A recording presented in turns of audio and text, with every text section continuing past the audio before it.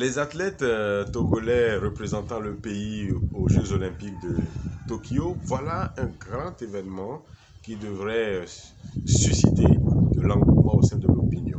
Mais nous constatons plutôt l'effet contraire. Ça suscite de l'indifférence et certains même s'en moquent.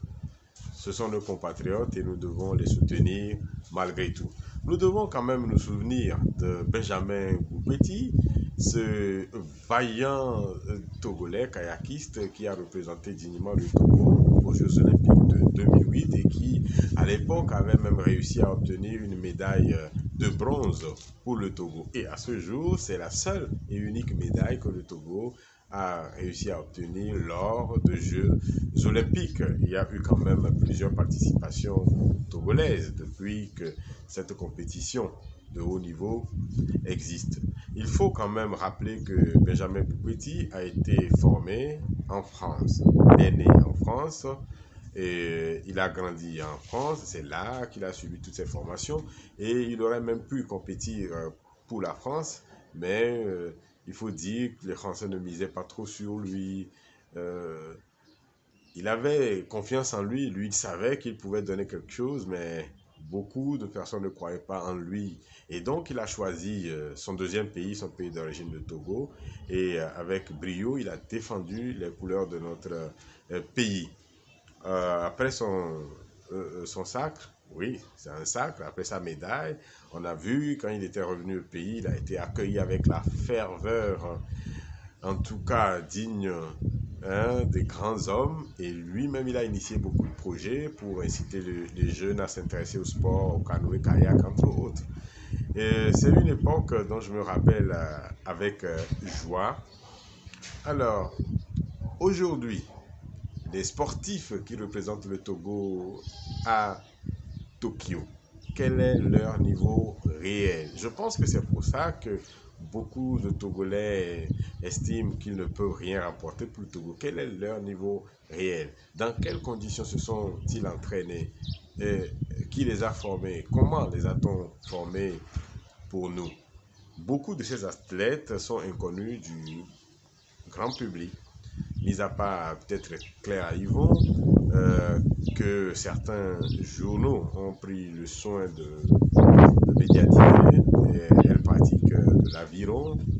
Elle a essayé de se distinguer aussi sur le plan africain dans une certaine mesure, mais mis à part elle, les autres athlètes sont inconnus. Nous ne les avons pas vus remporter des médailles sur le plan local, c'est-à-dire des médailles au niveau national.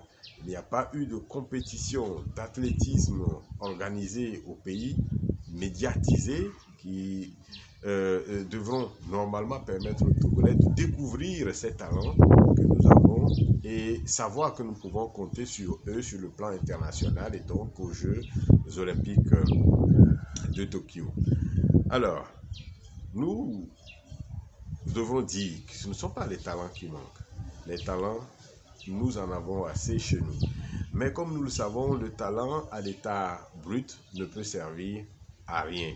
Le talent, il faut le forger, il faut le modeler, il faut le cultiver afin que cela serve. C'est valable dans tous les domaines et aussi dans le domaine du sport. Dans quelles conditions et sur quelle infrastructure, bien sûr, sportive, nos athlètes se sont entraînés? Voilà autant de questions auxquelles nous devons essayer de répondre. Et là, nous saurons que l'indifférence des Togolais à leur égard est justifiée. Mais cela ne provient pas d'eux. Il faut investir dans le sport.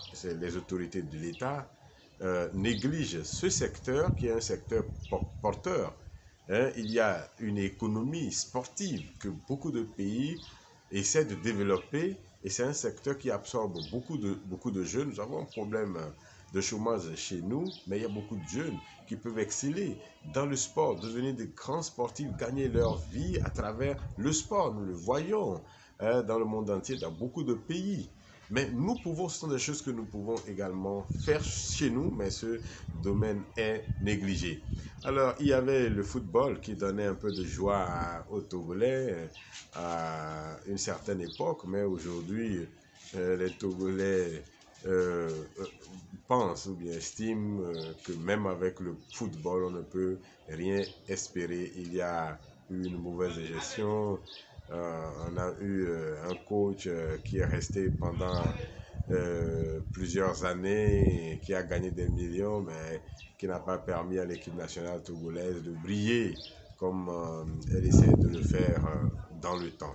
Et donc, les autorités togolaises doivent prendre la mesure de la chose et savoir qu'il est temps qu'une politique sportive efficace soit mise en place pour permettre aux jeunes talentueux de s'exprimer dans ce domaine également, parce que c'est un domaine qui peut nous aider à résorber le problème du chômage dans une certaine mesure, parce qu'il y a beaucoup de jeunes talentueux qui peuvent s'exprimer à travers ce canal.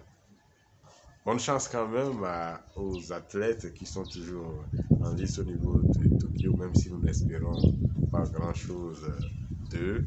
Nous leur souhaitons quand même le meilleur.